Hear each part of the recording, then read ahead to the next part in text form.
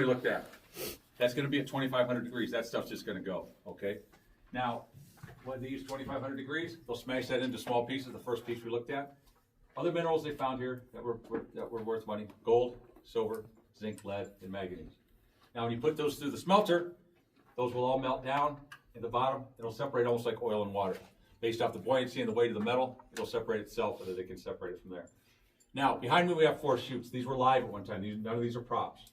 I've talked about with my boss about maybe opening them up and taking a look.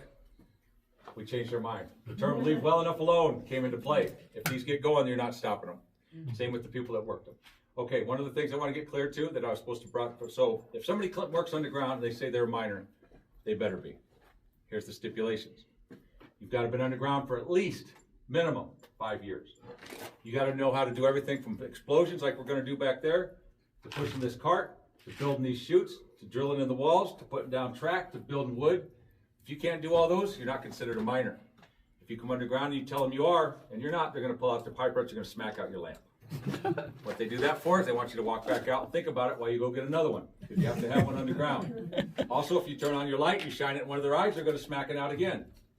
They call that the walk of shame, because everybody's going to see you go by with your head down and your lamp broken, okay? So there's a difference between working in the mine and being a miner. They were very adamant about getting that point across, and I can see why, because there's a lot of jobs in here that are tough, take a lot of pride in it.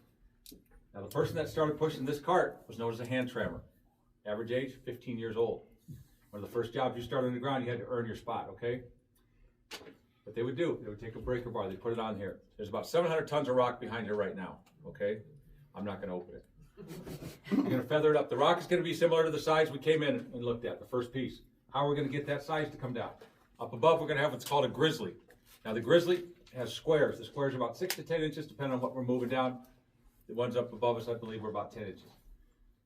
What they do is they throw the rock on it. If it doesn't go through, you're gonna smack it with a sledgehammer until it does. And then it's gonna come down. Now, one of the things that happens behind here, it's really wet, muddy, damp, things clog up, all right? Anytime you have a confined space, you're throwing it in. Now, hear me out before you make judgment. This is how easy it was to clear it out. We'd take out this chute bar.